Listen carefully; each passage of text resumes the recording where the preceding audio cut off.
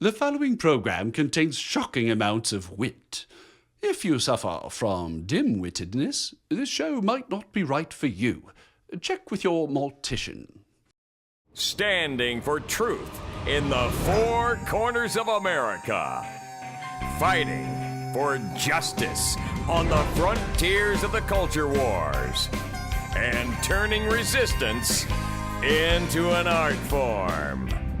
The man who creates social tension just by walking into the room, Randall Terry. Welcome, ladies and gentlemen, to another special edition of Randall Terry, the voice of resistance. What makes it special, Randall? The green screen. Until we're in our brand new studio, we have to call them special broadcasts because I'm broadcasting from a boiler room. Will you builders please come? I'm going to give your names and numbers out over this television show as a sign of my disapproval. Get here and get this finished. Oh, I'm sorry. Anyway, back to you. We've got a great show today. I went to Southern Illinois with our team and we interviewed a new congressional candidate, and we went to St. Louis at the original courthouse of the original Dred Scott case. That and so much more. Don't go away. A quick word from Sir Reginald Bling. Just turn the thing on, I got something to say. The essence of slavery is that you are compelled to work for the benefit of another. Somebody else is wringing their bread off the sweat of your brow. And that, my friend, is what entitlements are. Entitled. Who said they're entitled? Who said that another man is entitled to the fruit of my labor? Heck, God told Adam, you're going to earn your bread by the sweat of your brow. And God says this is tough. Well, the government says, oh no. You're going to earn your bread by the sweat of your brow, and so are 6 other people. That is the essence of slavery. Welcome to the program, friend. Today's top story.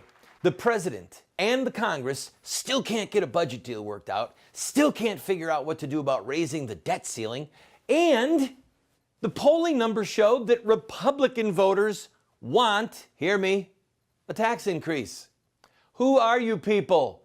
And what drugs are you taking? I'm sorry, that aside, John Boehner said, here's what we'll do. We'll cut a deal to raise the debt ceiling as long as we also pass a constitutional amendment for a balanced budget amendment. This is chicanery, deceit. They're behaving like charlatans, selling snake oil. Do you remember when the Republicans took power of the House just a few months ago? What was the first bill they passed? Do you remember? My memory, at least the first one that was big in the news, was overturning Obamacare. Yeah, that's right. They voted to overturn Obamacare. Now, they knew that the president wouldn't sign it, and they knew that the Senate wouldn't pass it, but boy, oh boy, they passed a bill to overturn Obamacare. And when they had the opportunity to defund Obamacare, to just say, hey, maybe it's the law, maybe it's not, but we're pulling the plug on the funding of it, they wouldn't do it. See, it was all about smoke and mirrors, about deceiving the electorate. And so now John Boehner and his, dare I say, airheaded advisors are saying, oh, let's play a game with the American voter because they're stupid enough to think, oh, look, the Republicans are so brave. Look, they're passing a balanced budget amendment. That's really what we need. They know that it will never become law.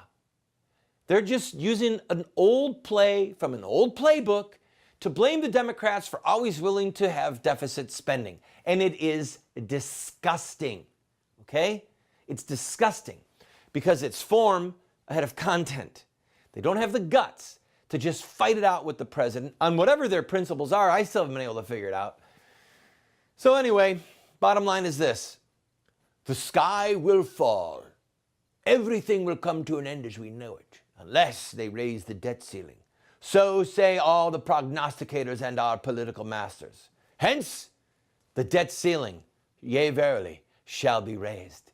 And you and your children and your grandchildren, for the glory of this republic, may it last 1,000 years, you shall be burdened, you shall be saddled, you, yea, verily, shall be shackled to a debt, to the Chinese, for the rest of your lives.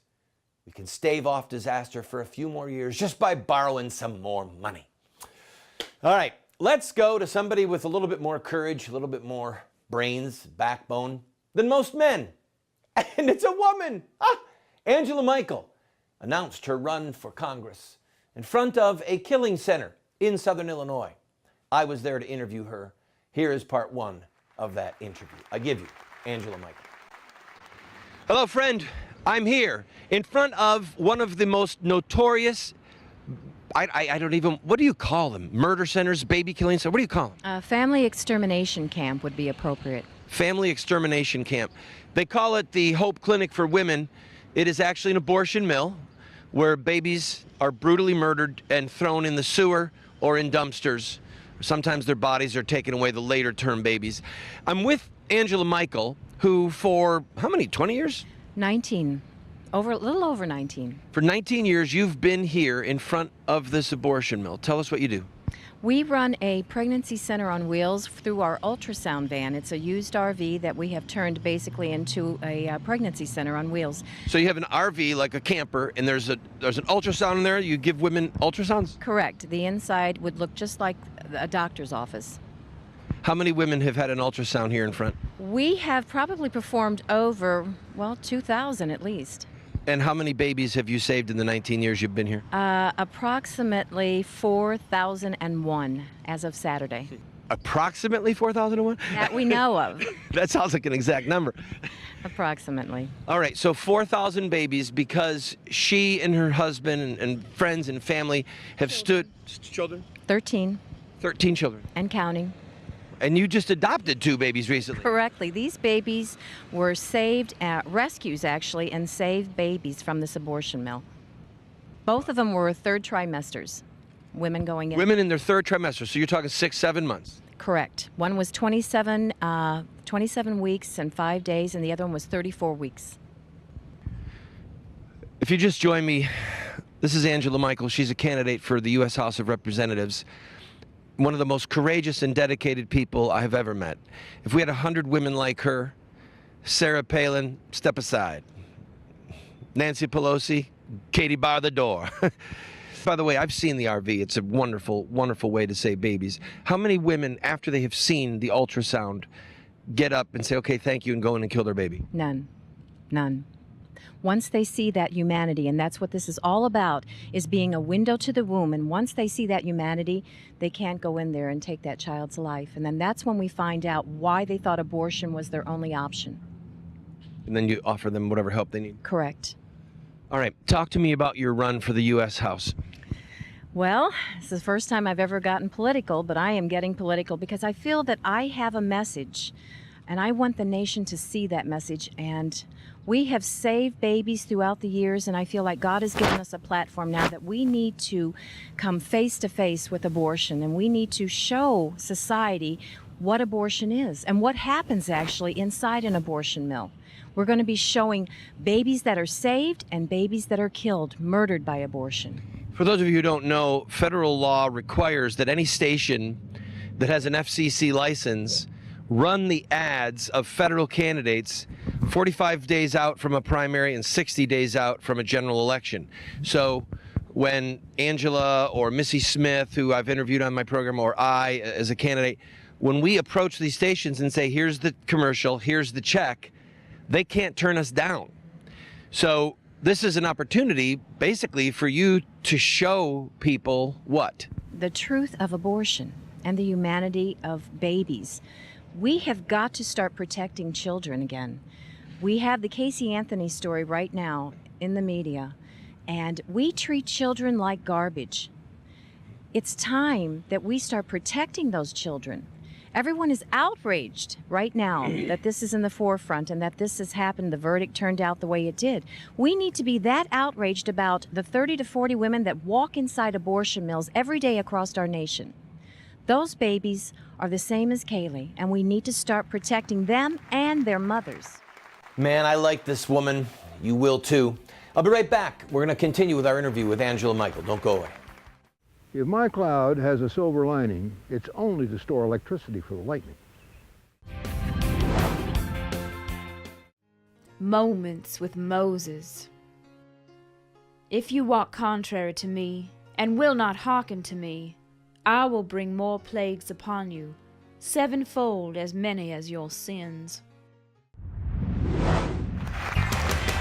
Welcome back to the program, friend. If you just joined us, I went last week to Southern Illinois for the announcement of a congressional candidate, a woman who believes in God and is not afraid to say so. And during this segment, she is going to try and encourage some of you to run as well. I give you my interview with Angela Michael. There are people all over the country right now watching, over 40 cities, people online. Some of them need to run. Yeah. Give them a word of encouragement. I would tell them, are we just pro-life in words only, or is it through our actions that we need to be doing more? I mean, it's great to help fund babies, take care of babies, but we need to be doing more. We want to see child killing be made illegal, and we want to see it come to an end. You know, it's so disheartening, Randall, when we stand out here every day that we see more and more the church going in. People ask, where's the Church of Jesus Christ? Well, unfortunately, the American church is going into abortion facilities. And this Killing their babies. That's right. That's right. Why? Is anyone in that pulpit talking about abortion? And I'm not here to get on the pastors. I'm just here to encourage them. You should be doing more. And as Christians, we are our brother's keepers. We need to be doing more. And I want to encourage you. This is not easy, having 13 children and trying to run a ministry and now running for political office. But God has given me a message, and I need to deliver that. And I know there's more Deborahs out there that can do the same thing. 13 children of her own. They run a pro-life ministry where they've saved 4,000 babies, and now she's running for the U.S. House. I'm asking you to consider running for office. Not that you would win necessarily. Maybe you'll win, maybe you lose. Probably you'll lose. But if you run and you show the pictures of babies on television, you can help create a crisis of conscience. The Christian community in America primarily, not exclusively, but primarily puts its wallet, its pocketbook, ahead of the lives of babies. It's just that simple. When you have, 55% of Roman Catholics and 33% of evangelicals voting for Barack Obama? That's right. Go ahead, anything you want to say? That's right. Well, I want to say in my years, I'm a retired nurse. I volunteered at pregnancy centers, and there are some pregnancy centers out there that do great work. But unfortunately, this is what got me in action and on the streets. I brought my nursing training here to the streets where it is needed, because pregnant, abortion-bound women are not walking into pregnancy centers. Each and every one of them is coming to abortion centers just like this one. That's where the Church of Jesus needs to be. That's where volunteers need to be. Well, I can tell you that most pregnancy centers have not saved 4,000 babies in 19 years. Well, I don't know what their stats are, but I guarantee you where I worked, we were not even seeing clients like they wanted people to believe. I was called for fundraisers, but we weren't saving babies that were scheduled to die that day. And that's the difference. If you believe abortion is murder, act like it's murder. And the logical response is that you go to where the victim is in danger. So most people don't know this. I spent years sidewalk counseling in front of abortion mills. And I personally rescued 55 babies that I know of from the abortionist knife, one of whom I adopted, another one a friend of mine adopted. And it's horrifying work. It's very difficult. It just tears your guts out. Because every time you see a woman walk in here who's pregnant, she's walking in with a human life created in the image of God inside of her womb, and she's coming out a barren woman with her baby in a garbage pail. That's right. That is if she comes out. Unfortunately, here in Illinois, and this has made national news through the Chicago Tribune, they have exposed an article that here in Illinois, we are the dumping grounds for the surrounding states because no parental consent is necessary. Plus, we specialize in late-term abortions. That means they can do them all the way up into 9 months. But they kill babies late term here? Yes, late term. Both of our babies that we adopted were third trimester babies. But they've come out with an article in the Chicago Tribune that was written by Rebecca Toohey that has exposed that abortion is unregulated, it's unsafe, and it's underreported. And what's so surprising, it was the Alan Guttemacher Institute, which is a part of Planned Parenthood that does the research. They actually found the errors in the underreporting. This place, we see women, and we have helped facilitate lawsuits of malpractice and gross negligence against this particular abortion mill behind me because no one else is protecting women. And that's what this is. Not only do we care about the babies, but we also care about women. And we've helped facilitate lawsuits against this abortion mill. And that's why we're out here. Angela, I appreciate your time. Go to her website, folks. Check out this fine woman. Pray for her. I love you. Send your finances. Yeah. Send money now. I'll be right back. Well, if John Boehner had half her brains, half her backbone, and even half her looks, boy oh boy, what a beautiful place this would be. I'm going to take a quick break. When we come back, join me in front of the original courthouse for the original Dred Scott case in St. Louis. Don't go away. I need to be healed. I'm starting to feel something, Father. He's the one. He's the one. You people are sick. In your souls, you are sick. I want to be normal like you. Some people's idea of free speech is that they are free to say what they like, but if anyone says anything back, that is an outrage. Sir Winston Churchill. Welcome back to the program, friend. Dred Scott. Does his name ring a bell? Why do I know him? I feel shackled to him. I feel enslaved to him, but I don't remember why. He was a slave. The original Dred Scott case, 1857 at the Supreme Court, was involved in a civil war. I don't know, some of that historical stuff. Anyway, I went to the courthouse where the original case was heard, and I give you these words of mediocre profundity. Yes.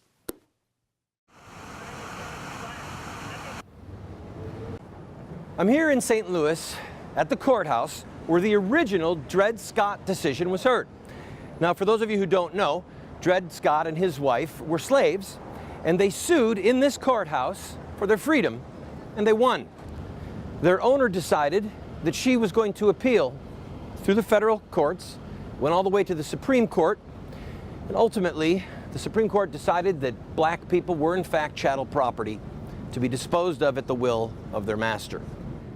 The philosophical phrase for making laws of that kind is called positivism. A positivist is somebody who believes that man has the authority to make up his own rules, whatever they might be.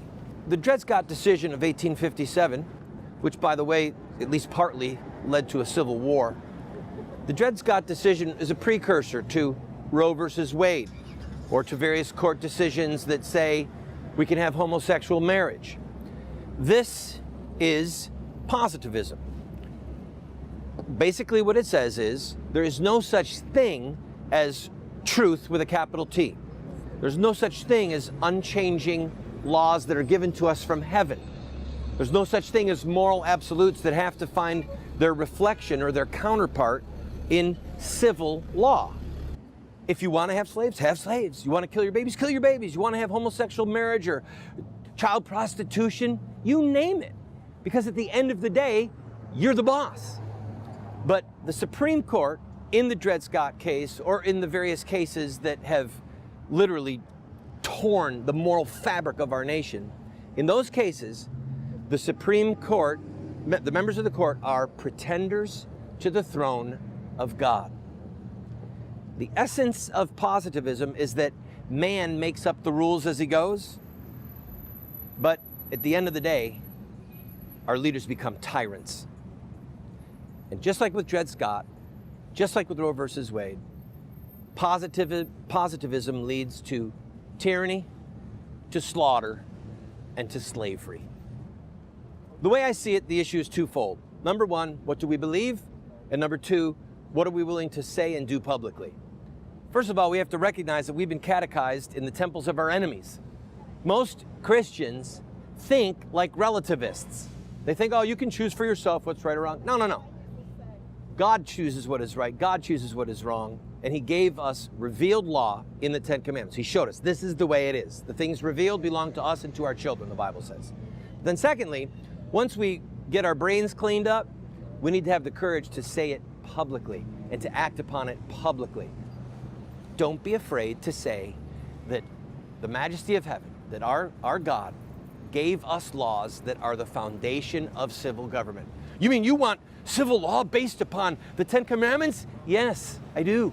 Because if you don't have that, then you're in a moral free fall and anything goes. I want truth and justice defined by our Maker, not lies and injustice defined by a bunch of lunatics on the Supreme Court.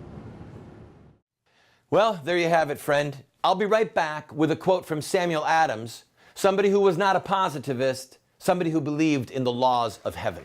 Don't go away.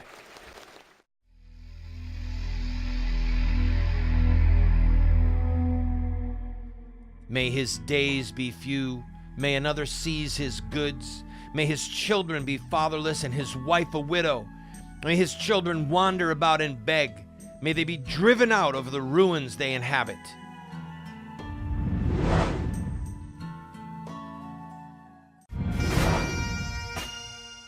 Samuel Adams said, "He, therefore, is the truest friend to the liberty of this country, who tries most to promote its virtue, and who, so far as his power and influence extend, will not suffer a man to be chosen into any office of power and trust who is not a wise and virtuous man." The sum of all is, if we would most truly enjoy this gift of heaven, let us become a virtuous people. Samuel Adams, when he spoke of virtue, was talking about Judeo-Christian ethics. Now, it's interesting. He didn't say, let the man be brave. He didn't say, let the man balance the budget. He said, let the man be virtuous. Because if a man is virtuous, if he fears God, and if he understands that the laws of heaven given to Moses, told to us by our Lord Jesus Christ, if that man is a virtuous man, he will be wise, he will be brave, he will be honest, he will not kill our children, have homosexual marriage, plunge our nation in a sea of debt, enslave us to foreign debt holders. Because why? He's a virtuous man. He fears God. This country is going to perish unless we restore men to positions of trust and power who are virtuous men who live in the fear of God.